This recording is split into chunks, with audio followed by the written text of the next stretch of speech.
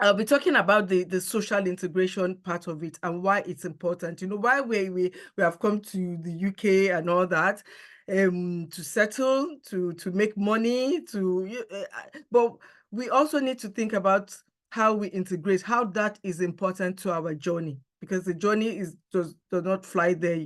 Integration is really important, and I've seen how important it is and how it's been useful to people. So I just dive into my presentation, and then we'd have opportunities to ask questions later. Yeah.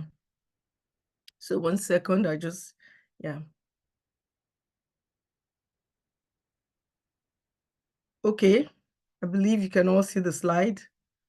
Yeah. Okay, then. So we're going to talk about social integration. Why is it important as you come to live in the UK? How does it define between success and failure? You know, between you having success, and how it's important to define it between success and failure. So let's look. So what is social integration? We'll be looking at what it is, why it is important, and how we can make that happen. Simple things, how we can make that happen without just ignoring that fact that, oh, I'm just here to make money, I'm just here to make a better life for myself. Social integration is actually a major part, and we'll be looking at that. So, okay. So what is social integration? I'm going to give it a kind of, I'm going to start from like a functional definition, kind of what social integration is. And when I mean functional, I mean how it relates to you. You may not see this in the dictionary as like one definition, but how does it relate to you? How does it make a difference in your life? How does it make your life better while you want to live in the UK? So we'll look at social integration as the ability to understand your current community. And that's really important. It's that ability to understand your current community and make the most of the resources. Don't ignore anything. Don't say, look, I'm just going to work. I don't have to talk to anybody. And please note, as I've said, that resources does not mean money. How do you make the most of the resources? It does not necessarily mean money. It means understanding what in the community will enhance your success and making the most of it. Have you looked around? Is it just about going to work and about, trying to get your visa and all that? While all that is important, there's a lot of, like Femi mentioned, there's a lot of routes to getting this visa. It's not only about your capacity and your ability. There's a lot there are other things that goes with it that could be helpful. So as I've said, this includes the people. You need to integrate with the people, isn't it? You need to integrate with the opportunities in the community. You need to also integrate with the social life. I understand that some of us are from very religious background, but it does not mean that we should not recognize and integrate with the social life as much as your religion can take. You need to also integrate with the learning and the voluntary opportunities. There's loads of opportunities. What efforts have we made, to make this integration happen? So you need to also understand too how to contribute to your community. It's not all about, oh, what do I get? What do I want? What will benefit me? You also need to be able to look around. What can I contribute to my community? We have seen people who have taken up voluntary role, and that has led them, to achieve something. That has led them to settlements. That has led the community recognizing them and giving them that opportunity to be settled. So it's important to actually take this seriously. It's not just look at everything and look at how integration is important to your stay in the UK. Now, let us look at why. I've mentioned some of it in my conversation in my earlier slide. Let us look at why. Why is it important? First, why have we come to the UK? Why, if we could drop one or two things, why, why we have come here, why we have all come here. If we could just drop a few things, why have you come? Look at yourself. Why have I come to the UK? I've come to make my life better.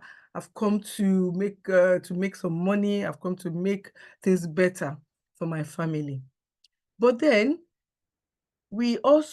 that's why we have all come, but we also need to look inwards, that here in the United Kingdom, where you are, They said it's a land, let me go a bit. This is a land flowing with a lot of opportunities, milk and honey, as they say, a land, with gold.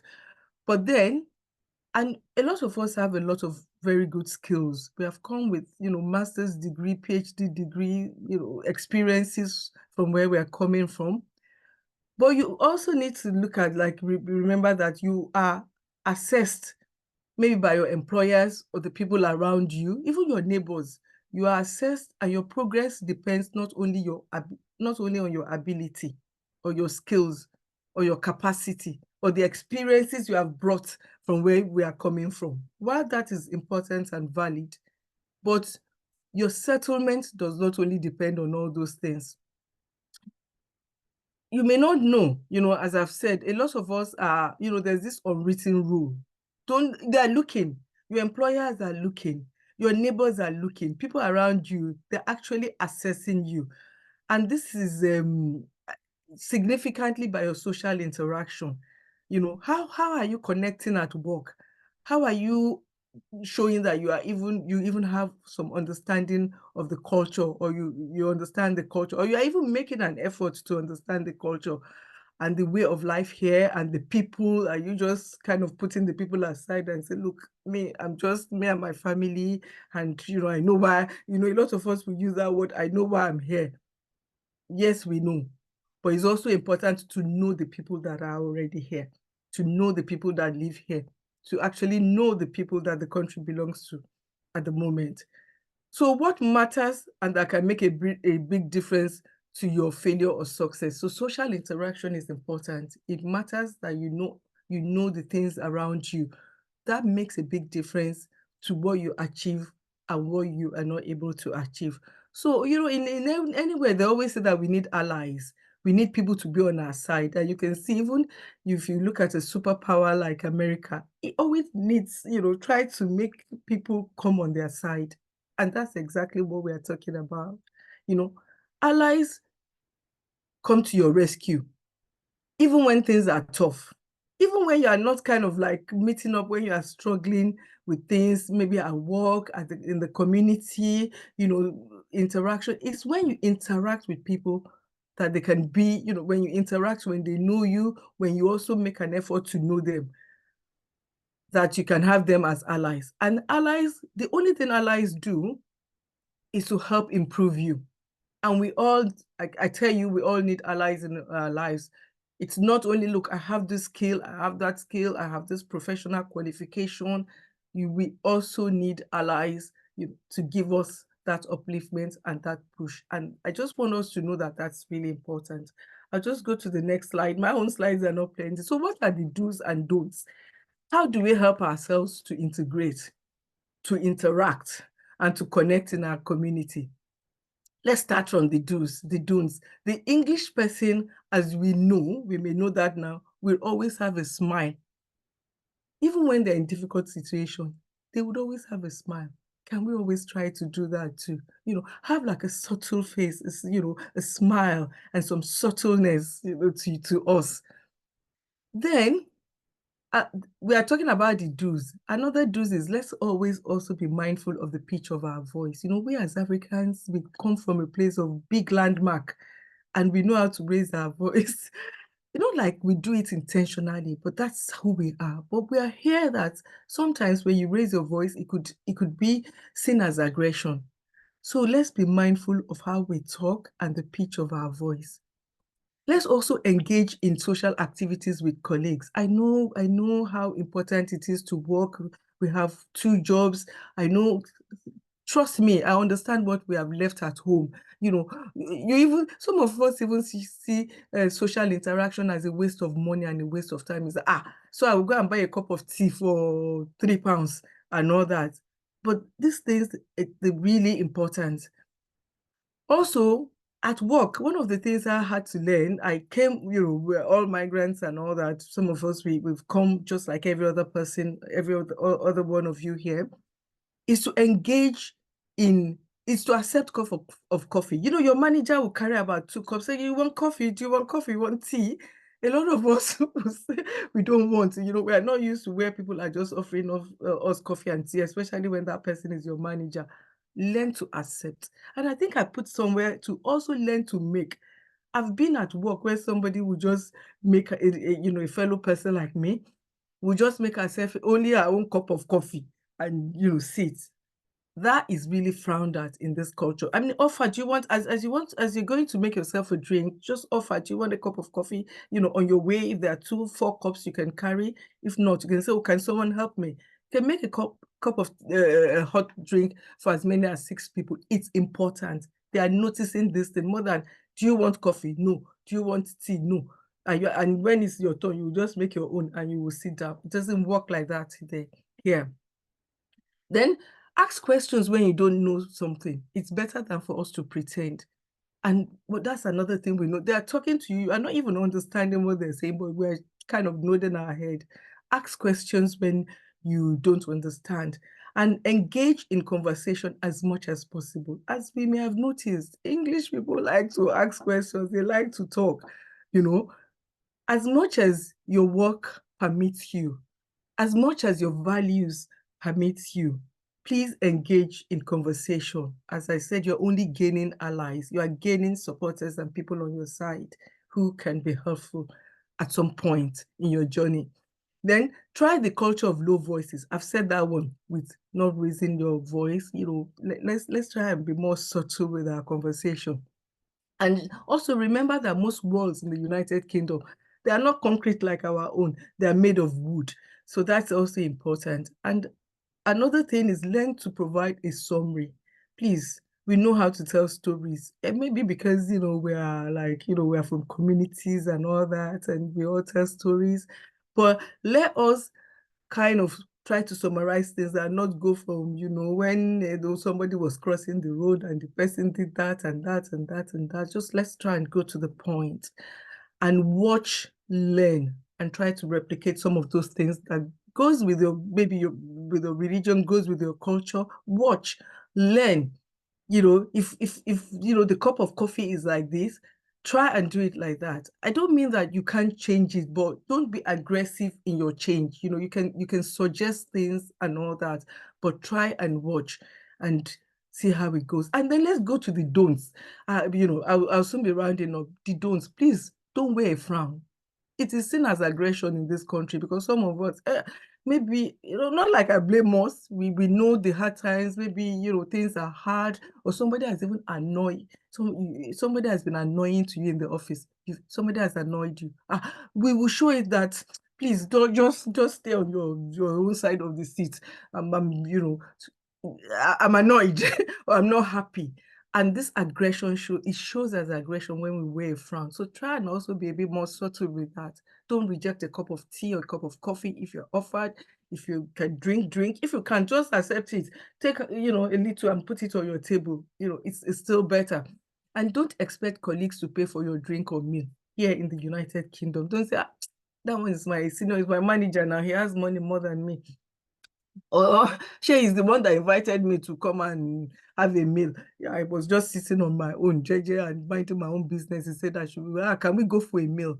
Kind of always have your own change. Most of the time, you have to pay for it yourself. On rare occasion, yeah, somebody can offer to pay for it or the office, but always have your money. And, so don't expect your colleagues to pay for your drink or meals. And don't cut corners at your job. Most of us, we do, we try to if I do it like this, from where we're coming from, it may work. It doesn't work here. They would notice. Everything will pile up for you. They would notice. And that could cost you a lot of things more than that. And understanding the importance of going on holidays. Some of us, we work and work and work. We don't discuss holidays and all that. And limit your use of big vocabulary. We use big vocabulary in the United Kingdom. And my own session is very brief. I know I've taken a bit more time, but I hope that we can relate to some of those things I've said. We'll be taking questions later. Thank you for listening. Yeah, I'll pass it on and stop sharing my screen and pass it on to the speaker. I hope what I've said has been useful. Please drop your comments. We can still continue to relate back in this forum of things that matters to us and that will enhance our stay in the United Kingdom. Thank you for listening. Yeah. Yeah, thank you very much for that. Thank you very much for that, Bumi. Yeah, we really enjoyed that session. And I believe you guys have, taken a lot from there that would help you move forward, especially integrating. So without further ado, I'm not going to take much time. I'm going to be inviting our immigration speaker, Olaide. Olaide has been on many platforms.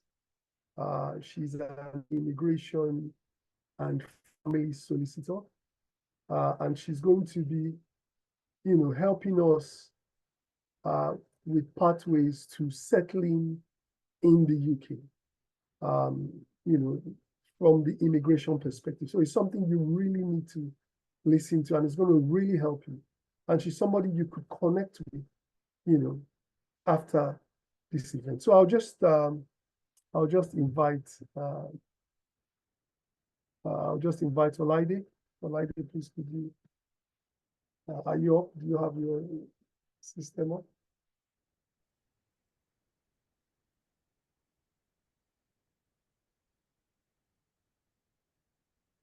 Yes, yes. You should unmute yourself. Unmute yourself. So that's Olaide Awobile. Let me see you here to unmute.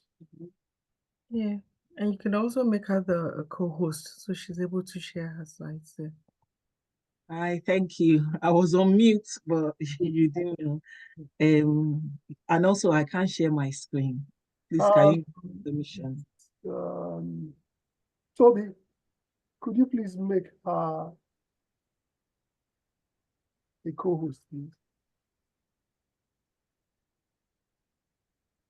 Toby there.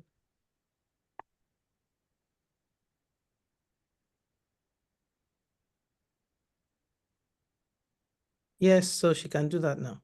Okay, good. Thank you. All right. Good morning, everyone. Can you all hear me and can you all see the screen? Can you all hear me and can you all see the screen? Yes, we can. All right, good morning. So my name is Olaide Awobile. So I am a solicitor here in England and Wales, and also a barrister and solicitor of the Supreme Court of Nigeria. I'm invited here to discuss immigration. Femi, how many minutes is my session? It's 30 minutes. Okay, 30 minutes. Okay. You have questions after that. All right. So because I've got 30 minutes, I would be okay, let me just run through. So my areas of expertise are family law and immigration law. But for the purpose of this seminar, it's going to be immigration law. So I'll read a short disclaimer, which is that information I'll be sharing during this legal seminar does not constitute legal advice in any form, as legal advice can only be given based on individual circumstances. The purpose of this seminar is to inform, enlighten, and educate you on the current rules under the immigration law. I also want to thank God Almighty. I want to thank the executives of Gaps and Bridges for inviting me. And I also want to thank you all for joining. And I'll be grateful if you could invite others to join, as this session will be very beneficial. So I'll be going through these topics as time permits, but once my 30 minutes is up, we're going to have Q&A. Now, for the purpose of this seminar, I'll be giving free advice, which is during the Q&A. But once this seminar ends, I would not be giving free legal advice as I charge for my consultation. So I need you to bear that in mind.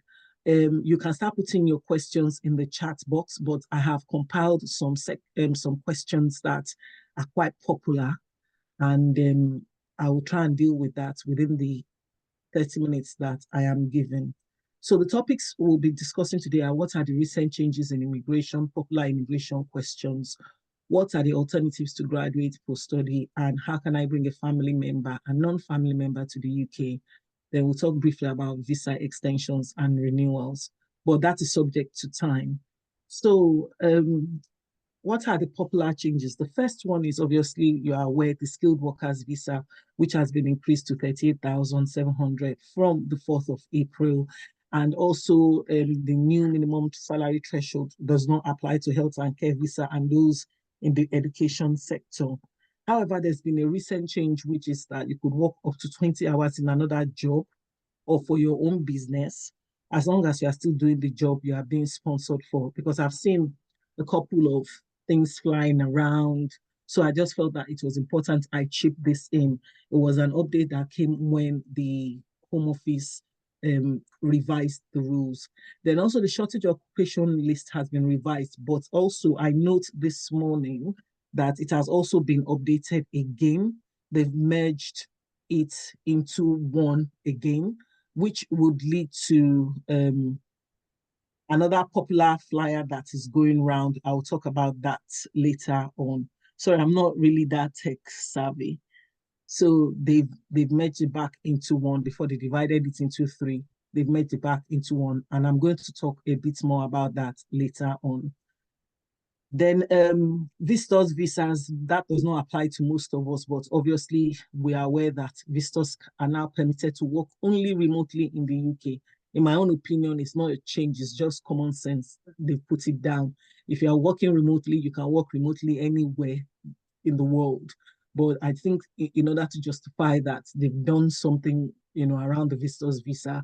That was why they put it as one of the announcements that they've made, and also that legal professionals be able to carry out additional activities, which include advice, acting as expert witnesses, litigating, teaching, etc.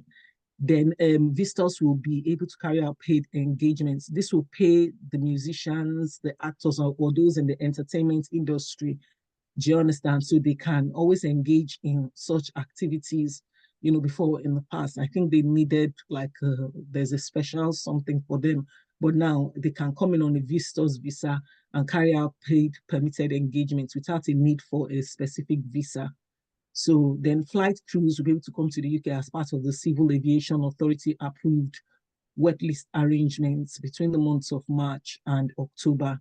Then the graduate visa, we're still expecting changes, but the Home Office advised that the Migration Advisory Committee will review this graduate visa, and further announcements will be coming out later in 2024. By the way, if anybody needs the slides, I'm happy for the organizers to share it free.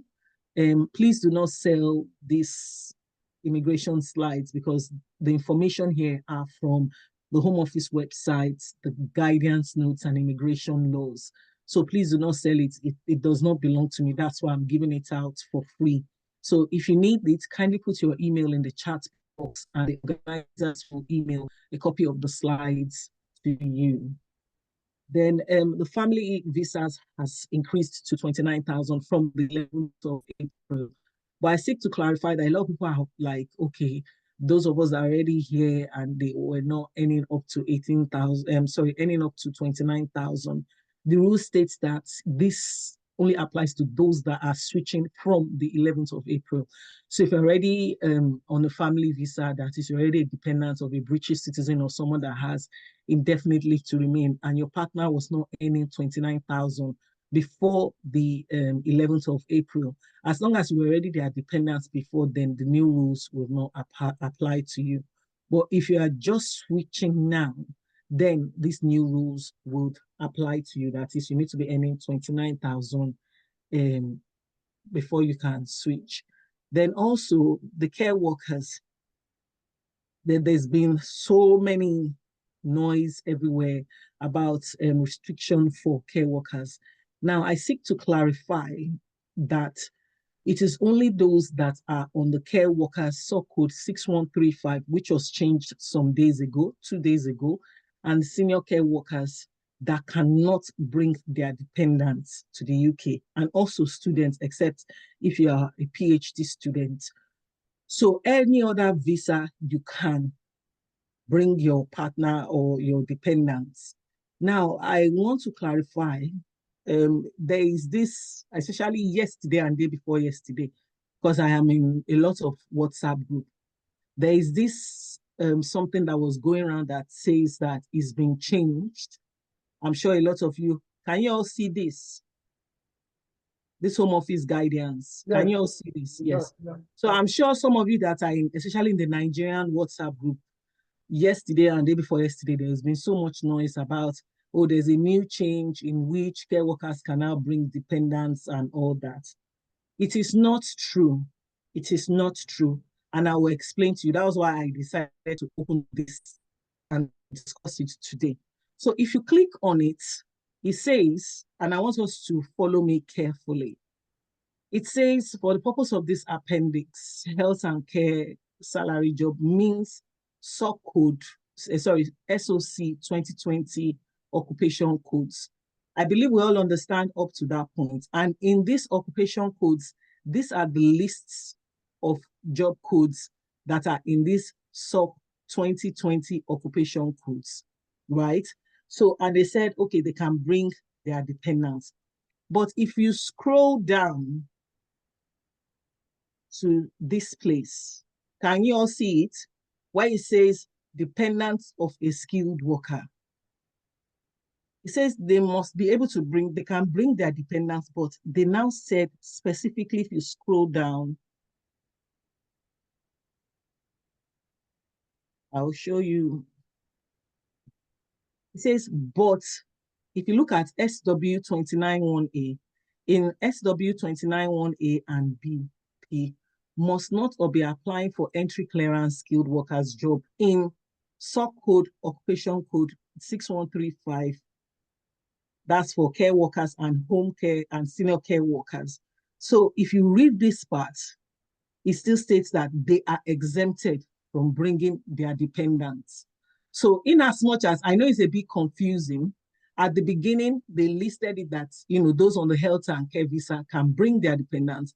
But if you scroll further down and you look at this part, you would see they have maintained that those on the care workers visa and the senior care workers visa cannot bring their dependents. So I just wanted to use this seminar to clarify that, all right, because I'll have the opportunity to explain. And obviously you are benefiting from the free legal advice from Gaps and Bridges only for this session. Once the session finishes, you will need to pay for the advice. So then there's been increase of the home office fees. Sorry, let me switch off my phone. Please, I will answer all questions during the Q&A for free, but after the Q&A, you will need to pay. I've switched off my phone. Sorry about that. So please don't call me now. So so then the home office fees has increased, and the NHS surcharge has increased. I'm sure you're all aware of that. Then students cannot bring their dependents except for PhD students. We are all aware of that. Then the civil penalties for migrants to work or rent illegally in the UK has tripled. So if you go through the slides, because I'm limited to 30 minutes, I can't start going through, but I've listed the new fines stated there.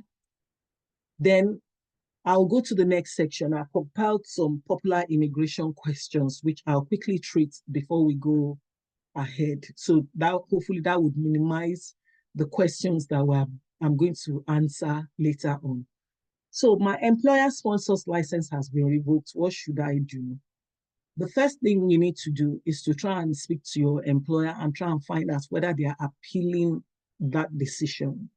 If they're not appealing that decision, what you need to do is just wait for the Home Office to write you a letter asking you to leave the country. Then you will know that there's no hope for that. But before you wait for the Home Office letter, you need to start looking for another job that will give you COS. All right. So once you get another job that gives you COS, as long as you can switch before the 60 days expires, that is the 60 days the Home Office has given you expires, there's no need for you to leave the country. But if you've not heard from the Home Office and you can quickly switch, you don't have a problem. But even if you hear from the Home Office, as long as you switch before the 60 days expires, you should be fine. Now, I also want to answer a popular question, which is that if you have bought your COS, I have highlighted that it is illegal to buy COS. you can demand for your money back. And if they refuse to refund, you will need to contact the solicitor for further advice. The reason why I just gave a general thing is that because it depends on the circumstance of the case. That would determine the success of us getting your money back. So if you have used a significant part during your COS, there's a high likelihood that you may not get your full money back. If you have not started or you've never used your COS, do you understand? We may not be able to help you back, but it depends on case-by-case basis. Now, some people have said, oh, because I spoke to somebody last week and the person even told me that the employer said they are waiting for their solicitors and everything. But the only reason why that person had the authority to talk to that person that way was because I feel that person was scammed. Do you understand? The amount the person has paid is not even the amount they sell for COS. And he's going to spend much more to be able to get the money back. So don't ever think we solicitors cannot help you to get your money back, but it's on a case-by-case basis. It's not everyone we can help, but that's the essence of consultation. During consultation, we will assess your situation. Because if this company has acted as an agent, to assist you to get a job, right, and also sort your immigration out, then you should be able to get your money back. We just take them to court, we report them to police, report them to the bank, and we'll start court proceedings and we'll get your money back. But it all depends on the circumstance of the case. It all depends on the contract you have with the company that brought you in. So those are very key things we will look at before we can guarantee whether we'll get your money back for you. Now, a simple illustration is, I'll use 3 scenarios. You took a book is different from I stole a book, and is different from I borrowed the book. Now, the issue is that the book has been taken, but it's 3 different scenarios. So that also applies to, I don't know where that line came from. That also applies to, with regards to the success rate. So if you took the book, obviously you took the book because you were permitted to take the book. If you stole the book, then we will need to look at the circumstances around it. I don't want to overflog it, but I know a lot of people are in this scenario. But if you want your money back, speak to a solicitor, explore the options, then they will advise you or would advise you on the success of getting your money back. But some people have been getting their money back. We can help you with that. The second one is, I failed my course and my school refused to issue another CAS number for my student visa extension. What should I do? The first thing you need to do is to ascertain your circumstances and the time frame you are likely to get a response. And I always say to people, always eat that humble pie. And the reason why I'll say you should eat the humble pie is because in the past, I came to UK in 2005. In 2005, there was nothing like CAS number. Do you understand? So if you failed your course or you were pregnant, like I was pregnant when I was doing my master's, all I had to do was to go to my department. They gave me a letter for extension. I applied online. It was very dead easy.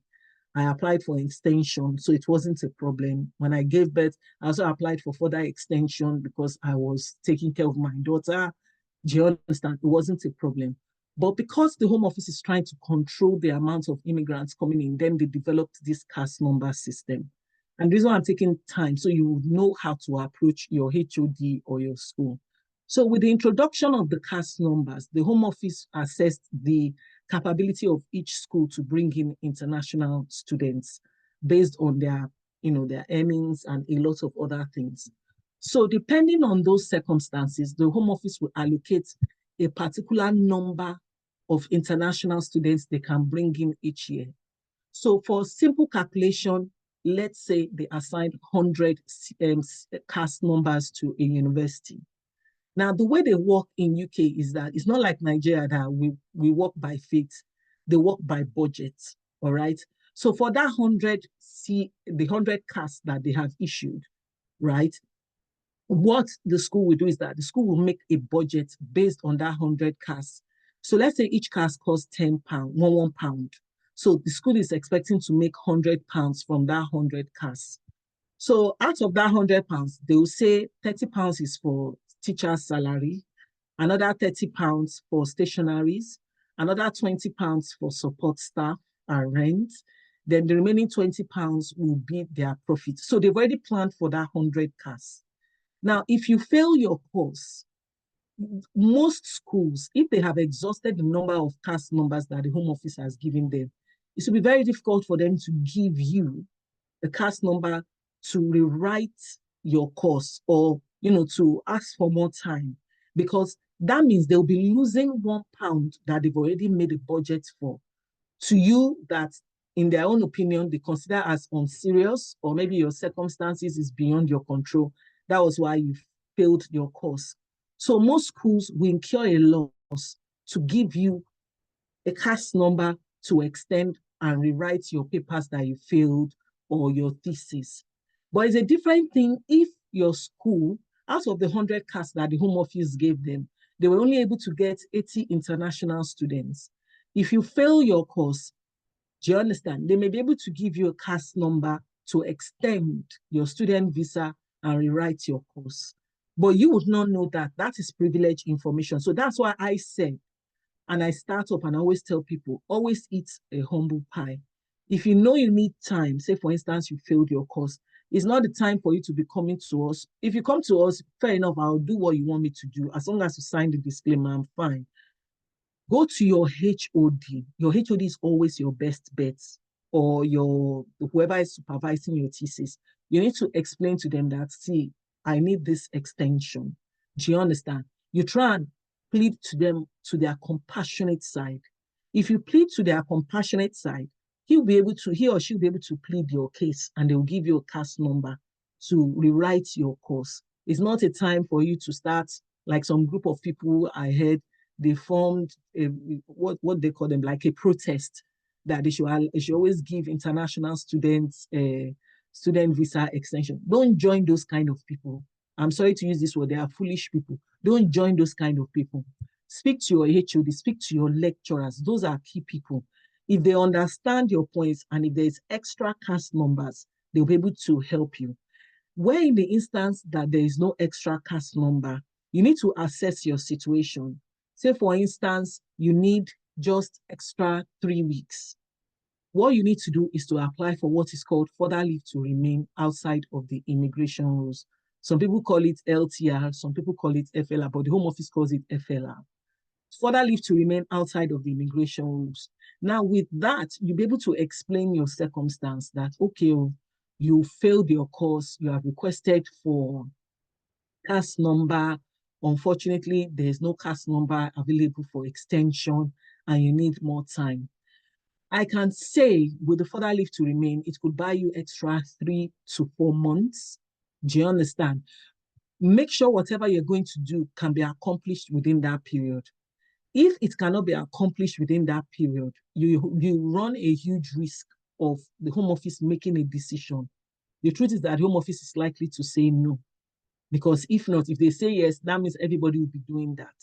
Do you understand? So if you need, like, say, 4 weeks or 5 weeks, then you can quickly do the further leave to remain to buy you time. Once you have passed and you are ready to apply for your postgraduate visa, or you want to move to health and care or skilled worker, you need to make the same application for cancellation. You need to do it the same day you apply for your post-study. Reason being that you cannot have more than one application before the Home Office at a time. And if you do, the Home Office has the discretion of choosing the one they like. Most times it's the first one. Okay, so that is what you need to do if you have failed your course or you need extra time. Then I'm in the UK with my dependents. I'm worried about the new rules about new dependents on the health and care visa. What will happen to my dependents? Like I said, you can switch to any visa except for the care workers with the sort code, which they just changed with this thing I showed you guys. They just changed it to 6135. It was 614 something, it was 61 something before. They just changed it some few days ago. So what you need to do is to look for other visas that you can switch into with your dependents. Now, which also leads me to this slide I opened. I want to talk about this health and care. So now, Some people, they are like, okay, I don't do care work. My manager really likes me. Do you understand? My work is not proper care, but it's care. Do you understand? What can I do? The way around it is that, and I'm not saying, don't quote me, I'm not saying you should intentionally mislead the Home Office. There are other job codes under the health and care visas that you can use, not necessarily the care worker one. Can you see care workers and home care workers? This one, you can't come with your dependents. Then the senior care workers, you cannot come with your dependents. But there are general codes that, if your job can fit into, like health and care services, health managers and directors, residential day domiciliary managers and proprietors, therapy professionals were not classified, other health professionals elsewhere not classified, health associate professionals elsewhere not classified. Especially this may work for some of us. And I heard, don't quote me, a lot of Asians, some of those Asians that are doing admin in NHS, if they have their people, I'm not saying, let me retract, I don't want to quote any company. Some Asians, as I was told, that's what they are doing, because clearly they can't bring their dependents with this care worker and senior care workers code. So what they've been using is the ones I've said, the health services public directors, or these general ones, therapy professionals not elsewhere classified, other registered nursing professionals, other health professionals not elsewhere classified. I think this one is very good because it's not saying, it's not giving specifics. It just says other health professionals not elsewhere classified. So health associate professionals not elsewhere classified. So these two, they are quite general. It's something that you could discuss with your employers. Check the job description, make sure what you are doing can fit into here if you have dependents. But if not, unfortunately, if this is your job code, 6135 and 6136, you cannot bring your dependents. But any other one under the health and care, you can switch with your dependents. Are we still together? Yeah. Like a very quick question, please. Okay. When are you going to start handling the questions, or you are still going to handle them? I mean, the one on the chat. On the chat. Yes. Once my session is done, I think my session will be finishing by 12. Okay. So yes, what you are, I'll just quickly go through this. That I can help you with that. Don't worry. I'll just Yes. Okay. question. So what's okay. So I heard you can. Sorry. Should I continue, Femi? Yes, continue. That's fine. Okay. So I heard you could apply for visa extension 14 days after my visa expired. Is this true? Now, my answer is yes and no. Please and please, I beg you in the name of God. I don't know why our people are so blessed and highly favored. I don't want to say something else. It is true there's a rule that you can still apply for visas even 14 days after your visas has expired. But the law says that it's only in exceptional circumstances. And the cited example, for example, you are hospitalized and there's nobody else that can assist you with things like that. Please and please don't always rely on these 14 days after my visa has expired. Always apply before your visa expires, because if not, you have now put yourself at the discretion of the Home Office, because within that 14 days, you are now at the discretion of the Home Office, whether they think you qualify for it or not. What other visas can I switch in with my dependents? I have said any other visas, but some people ask for specifics. Global talent is quite popular amongst our people now. Innovators Founders Visa, temporary, I've listed it up here. UK Ancestry Visa, that is if you have someone in your lineage that is a British citizen, British citizenship by descent, that is if you have somebody in your lineage as well that is a British citizen, and some temporary visas. Then I'm unable to pay the balance of my school fees and my school is threatening to report me to the Home Office and have my visa curtailed. What should I do? The first thing is that you should be humble and appeal to the compassionate sides of your school. You can always offer payment by installments. You can discuss the option of deferring your admission so you can finish paying your school fees ahead of the new year. I have worked more than 20 hours during school term. Will the Home Office find out? Yes, the Home Office will find out through your NI number. If you have worked more than 20 hours, you need to stop doing that immediately. Now, some people say, oh, but my agency said they will pay me, I should do more than 20 hours, they will pay me by cash. They're only paying the cash by convenience. They need to account for that money. All right. The only cash at hand that the Home Office will not find out is if that person handing you the cash for whatever work you do is not, it does not have your NI number. So, for example, if you are making hair, you are doing babysitting, you are cooking food and selling to fellow Nigerians or fellow people, right? You won't need to worry. Even if you make £1 million, the Home Office will not find out. But if they have your NI number, unfortunately, it's going to reflect in your NI number, even though your employers tell them you did not do more than 20 hours during school time. So, which leads to the answer to the next one. They will find out through your NI number. My dependents are secured COS. Can I switch to become my dependent? Yes, you can. Except if you're a student, you must have completed your course or graduated, before you can switch. Then what are my rights as an overstayer? An overstayer is somebody that has stayed beyond their visa date. So you can still send your children to school till they are age 16. You can use emergency services like the police, fire, ambulance. You can get essential emergency health care like A&E. Then there's this new one, biometric residence permit is expiring soon. What should I do? Now, you don't have to worry because we were all using the biometric, the BRP, as a result of us being part of the EU. But after UK left the European Union, they want to phase out the BRP because the BRP was as a result of the EU. So what the Home Office has announced now is that they will be issuing digital e-visas.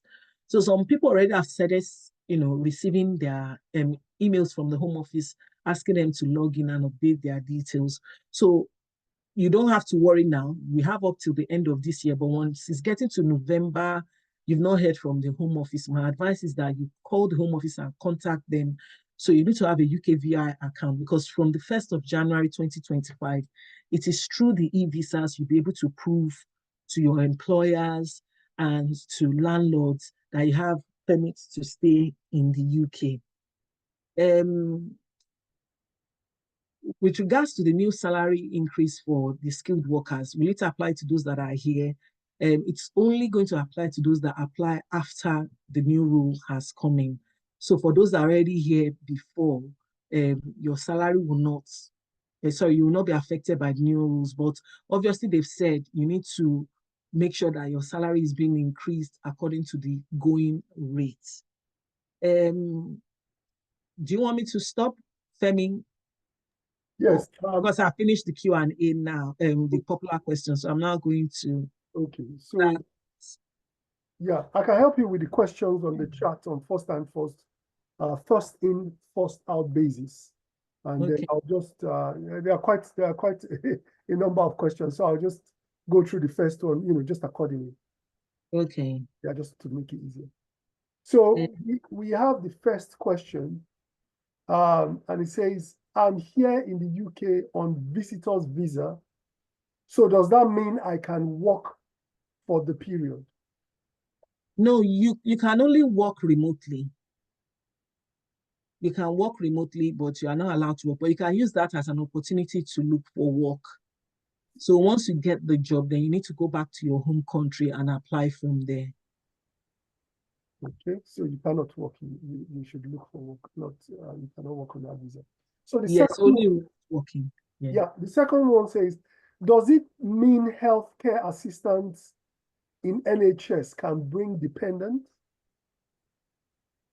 Okay, let me give you permission. It says anybody can bring in dependents.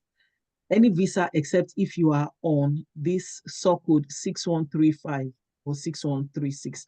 Like I said before, if you are doing care work or you are doing something like support work, and this is your SOC code, your job code 2205, which is other healthcare not classified, or 3219, yes, you should be able to bring your dependent. So it's important that you are not using these two job codes. These two job codes, and students cannot bring their dependents.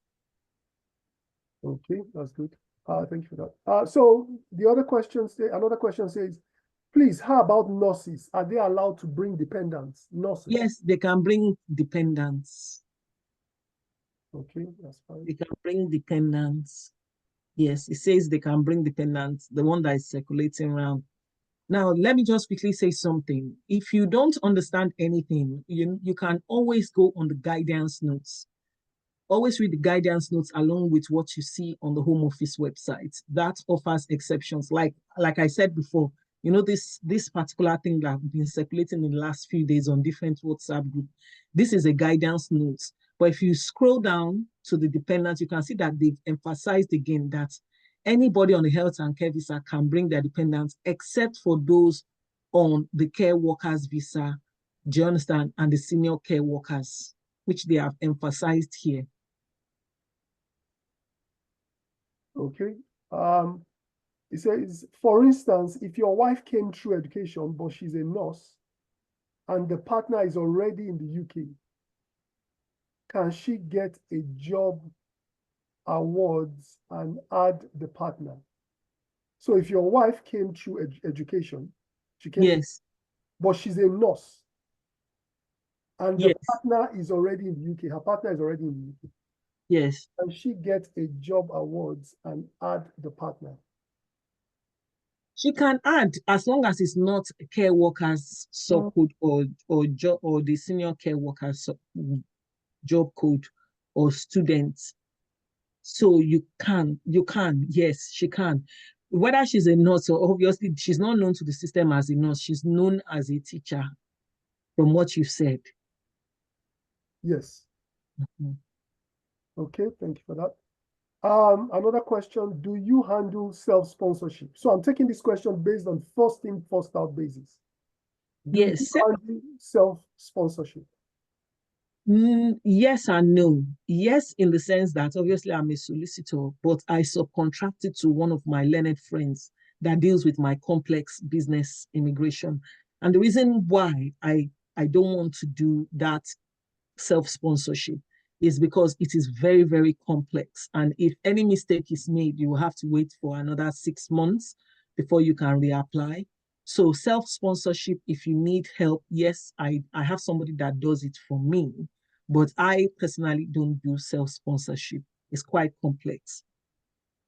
So yeah, so please, you can always get in touch with her. I think she will leave her details. I'll also leave the slides. I'm going to put it on the chat. I will send it to the emails. So you can always get in touch with her. So another question, is there any way I and my British Nigerian fiancé can get married while I'm here on a visiting visa? So There is no way you can get married on a visiting visa. The only way you can get married on a visiting visa is for your British fiancé to go to Nigeria or your home country and get married to you there, then come back. Okay. You can't get married there on a visiting visa, no. But you can get married on a fiancé visa, but it's not the visiting visa. Okay. I am on a PSW visa. I'm planning to return to school for another MSc. Will my children be allowed to remain? So that's 16. He has 2 kids, 16 years and 18 years, as my dependent on a new CAS. No, the rules is quite clear. If you are switching to as a student from the 1st of January this year, you cannot bring your dependent. Please, does the salary range affect care workers that want to change to skilled workers visa from student visa? Yes, it does. Okay. Please, I need solution. My BRP is going to expire May 12. That's just about a month. And I don't have COS. Well, you will need to speak to someone that is a recruitment officer, someone that deals with HR to help you look for a job that will get you COS. I don't do such. I deliberately chose not to get myself involved in that. I just concentrate on the legal parts. But do you do referral? Can you meet you for referral? No, I don't do referrals because people, it's been backfiring. I don't do referrals and I intentionally don't want to have anything to do with it. Okay. Please, if your partner obtains COS after 11th March and you have children, how do you handle it? And finally, if your partner is COS after 11th March and you and your children are on student visa, if your partner later obtained the ILR, can you and the children join her? That question I cannot answer generally because we need to look at some other things and ask more questions. All right. We need to know what kind of job that he has. Do you understand? How long they've been in the country. We need to look at all of that. So I can't answer that on a general basis. Unfortunately, that person will need paid consultation. Okay. Is it possible to get IHS refund if you switch employer from a skilled job to another? We only get IHS refund if you applied for a health and care visa and you paid by accident or, then, or whatever reason they ask you to pay, because it's only, I think, those on the health and care that do not pay NHS surcharge. So, but you can always contact them. They've got their contact number and email. You can try your luck. Okay.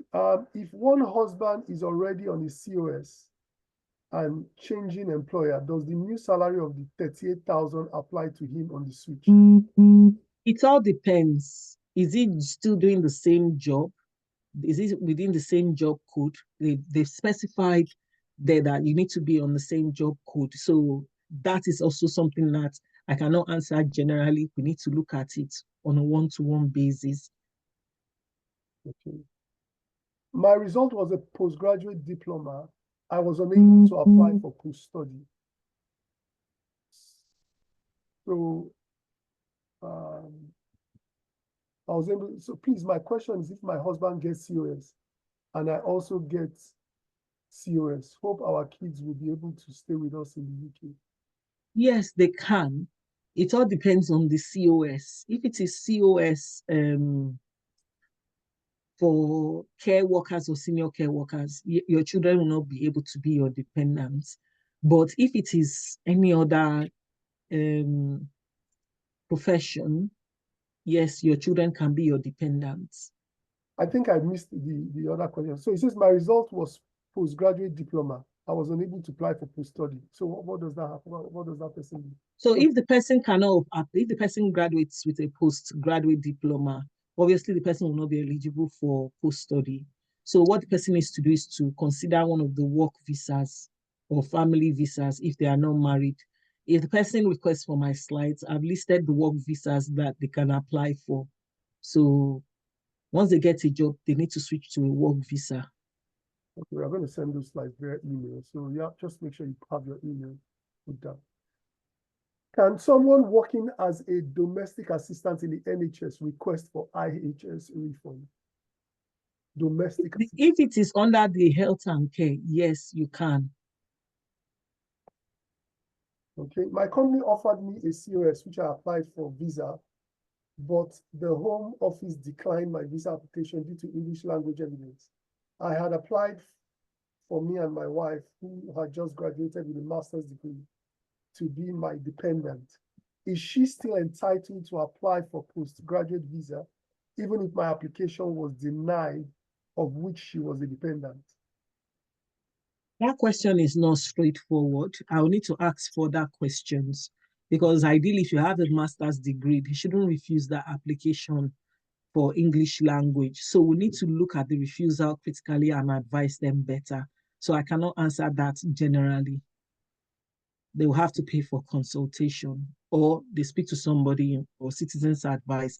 By the way, citizens advice do give free legal advice anyway. So for those that are not willing to pay for consultation. Okay, yeah, we could always go back after this. So yeah, a friend's CAS has been revoked because he was unable to meet up with payments, can he switch to care as a company has offered COS? No, students are not allowed to switch unless they complete their course or they graduate. Okay. If your passport has expired, but the process for renewal is ongoing and your visa is expiring soon, does it still affect the visa renewal? No, it doesn't. So what you need to do is that when you're uploading your additional documents, you need to show evidence that you have already applied for your passport to be renewed. And maybe if you have a date from the Nigerian house, you would attach that as well. I'm already here with my husband and kids. Does it mean I will get sponsorship? My partner gets what about my kids? Well, it all depends on the visa your partner is on. Do you understand? So, and if your partner meets the requirements of that visa. Okay.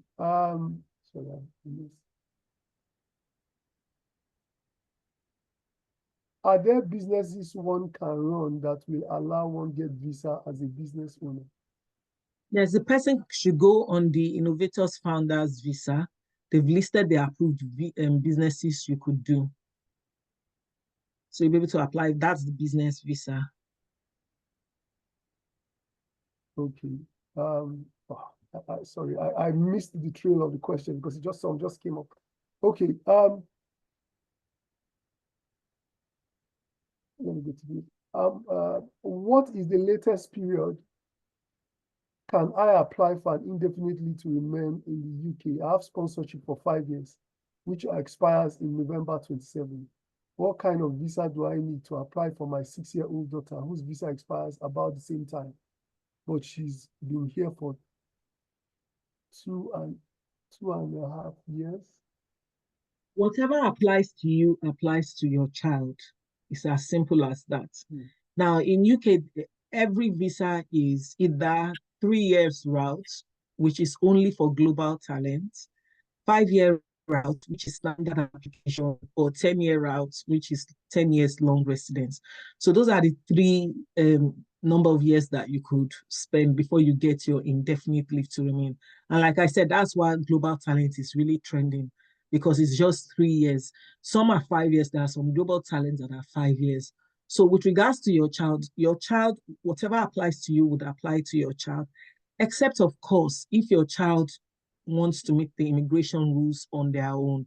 So if a child has lived here for 7 to 10 years and is under age 18, then the child will qualify to be a British citizen. Or if the child is over 18 but under age 25 and have spent half of their life in the UK, then the child would be put on a 10-year route.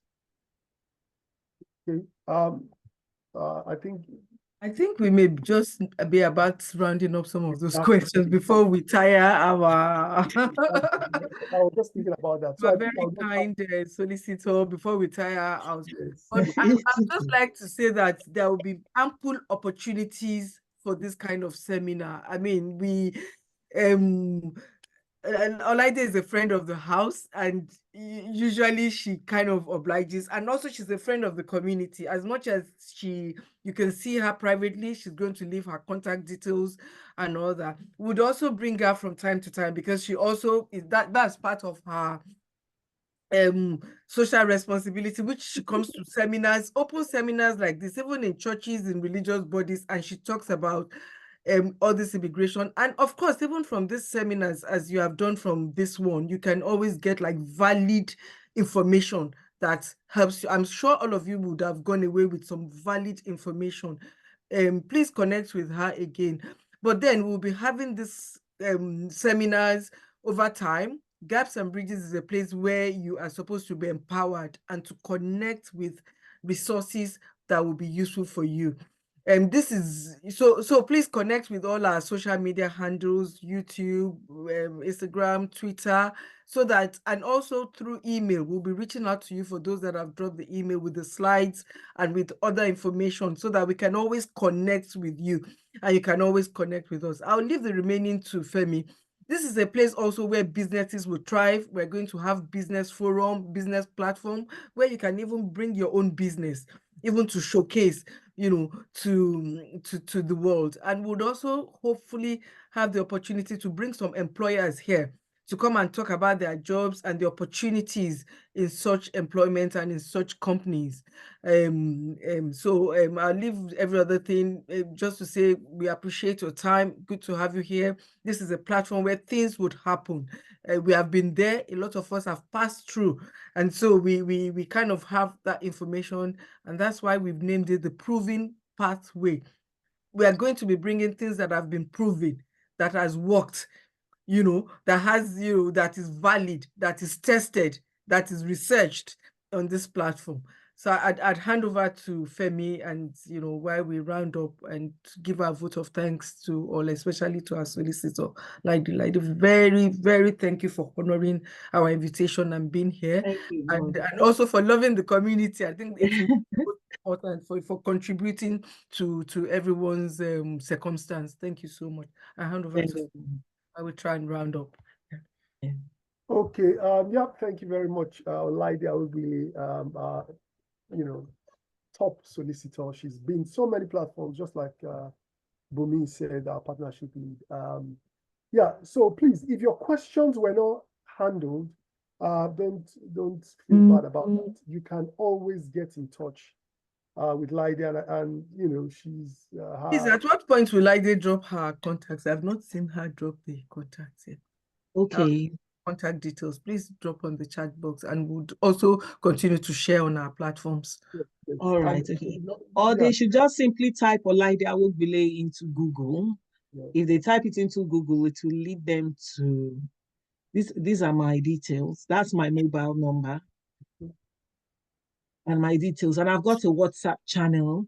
So if you want to attend more seminars, or you want immigration updates and family law updates, I put it on the WhatsApp channel. So those are my details. So please, guys, you can get the details now, please. You can snip it, you can, you know, just take a shot. Those of you who dropped your email, we'll still send that to you as well. It's on the chat. You can always get in contact with her. She's helped so many people, you know, to settle into the UK and sort their immigration issues. So thank you for that.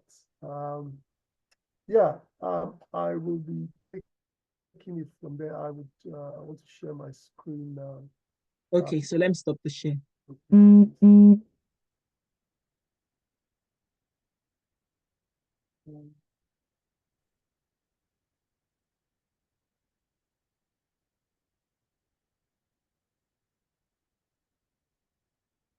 So I believe you guys can see my screen. Can you see my screen? Yes, we can. Okay, so yeah, I'm just talking about the gaps and bridges.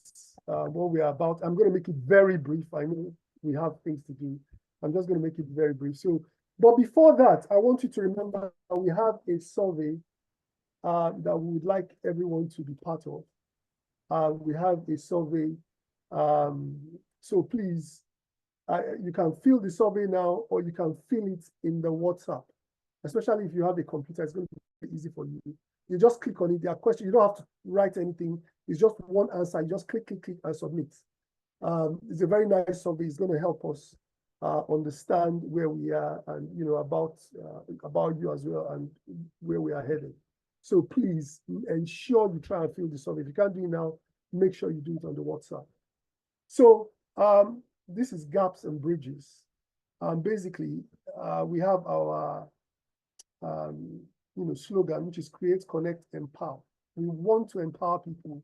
We want you to connect with us. We want to spark up your innovation. So gaps and bridges is all about connection and innovation. So if you look, we have our website, which is gapsandbridges.org. There is another gapsandbridges.com. If you go to .com, you'll be going into IT and robotics and all that, you know, but you want to come to our website, it's .org, gapsandbridges.org. We're also on Facebook. Instagram and on YouTube. I'm just going to make this very, very brief. Let me get to the next slide. So this is our vision very quickly. It's a platform for connecting businesses and communities for transformational impact. So we want to connect business. We want to connect, we're going to be doing a lot of things about businesses, helping your business, funding and other projects on this platform. So our goal is to cultivate and bolster ourselves comprehensively while also seeking avenues to drive transformation across Africa. So first thing first, we want to get ourselves sorted, and then we can be of help, to Africa as well. So it's not just here in the UK. We want to extend. We want to help. So for you to extend help, really, you need to be settled here first, and that's why we're doing all we are doing. But we also seek to extend our tentacles to Africa as well. So we are launching our WhatsApp group, and this WhatsApp group, it's for Africa. It's called Africa Diaspora Network UK. Africa Diaspora Network UK. There are many people all from Africa who are in the UK from the diaspora. It's going to be a group for connecting them. So it's connecting diasporans in the UK on an interactive platform, and to give diasporans a central voice to influence and enhance transformational development in Africa. So it's not just here in Africa. We are saying we are here in the UK. We want to get ourselves sorted. We want to take opportunities. Also, we want to remember where we are from, and then see how we can help, see how we can influence. Because I'm telling you, when you have a voice, you can influence. I mean, when you are together in unity, you can have influence. So another thing we'll be doing is to advertise and support diasporas grow their businesses. There are people who have businesses, who have ideas, who want to launch ideas, who have business. It's a platform. There are many ideas that are being funded, and there are people who have the ideas, but you can use this as a platform to run and to get funding and to get these things, sorted, and also to foster cohesion and glean from the African multi-heritage. We want to glean from the multi-heritage of Africans, from the different, backgrounds and all that, and integrate, just like Bumi took us on. So yeah, that's basically what Gaps and Bridges is all about, and WhatsApp group. So if you check, there's going to be a link or a QR code that can link you to our WhatsApp group, where we will be giving you more information. You'll be getting more informed of all that we'll be doing. And there are going to be many other projects that are taking place. And we're going to be bringing many people in top places in the UK, which would help you, in your businesses. So I'll just stop sharing at the moment. I think at this point, finally, when you are adding others on the WhatsApp group, please do not add African numbers. Avoid scammers. And scamming is another project we're going to be talking about later in the project, scamming, and we will go deep into it. So please do not add people outside the UK. It's a UK group, and it should remain a UK group. So yeah, I think that's the end. I just want there has been a question. Some says that there's a notification that the WhatsApp group does not exist. Please, if we are having issues with the WhatsApp group, we would, if you've dropped your email, we will make contact with everyone that has dropped their email. So drop your email if the link is having an issue now, and we will send it to you. We will contact you. We'll definitely contact everyone that has dropped their email with the slides and with further information and with link to the WhatsApp group. Hopefully, we'll check what's happening with the group. At the moment, we don't know. But drop your email, except your email is not here. But if your email is here, we'll definitely make contact with you. Thank you. Yeah. Okay. Yeah, I want to say thank you to everyone who has made out time. The UK is a busy place. For taking out time to be part of this event. Again, remember, you can always contact Lydie if you're having immigration issues. Make sure you connect with us on our WhatsApp, Facebook, we're going to be putting all those on our platforms anyway, so you can easily link and get connected to the WhatsApp. I will just hand over to Bumi to give the thanking remarks, and then yeah, on my part, I want to say thank you and have a nice day. Well, yeah, this is me again. I don't know if you guys can see me. Yeah, this is me again, and just to say thank you so very much for being on this platform. We would all go places together. We intend to work with each and every one of you to be able to harness your potentials, to empower, to connect. Even as our motto has said, we want to create opportunities here. We want to empower, and we also want to connect with businesses, with, you know, with the way forward, with ideas, with resources, with opportunities. We're going to be running things like boot camps, CV writing camps, looking for jobs, bringing in employers. So continue to connect with us. Thank you so very much for your time, and see you all again soon, maybe in another couple of weeks, maybe in another 2 weeks for another juicy session. Thank you, and God bless. And sorry, thank you to our team too. We just want to appreciate those in our team. We want to appreciate Toby. We want to appreciate Ose, those that have made this happen, working behind the clock. They are part of this team. Thank you to both of us. Thank you for a great team. Yeah. Okay then. Bye, everyone. If we can see your faces, it would be nice. If we can see some of the beautiful faces and handsome faces, it would be Bye-bye. nice. If not, bye. Everyone. Bye, everyone. Bye for now. Bye. Yeah, let's see your faces. Great, great. See beautiful people. Oh, look at beautiful people. Good to see your faces. Bye, everyone. Yeah, see you. Catch up again. Catch up on the link. Catch up on the WhatsApp group. Catch up on our Facebook, YouTube, you know, everywhere. Yeah. So, yeah. Thank you, beautiful people. See you again. People. Beautiful and handsome people. That's what I like to say, beautiful. So the men see handsome people and beautiful people, so the men won't get annoyed. Okay, then. See you all soon. Catch up again soon. Thank you. God bless. Bye-bye. Yeah.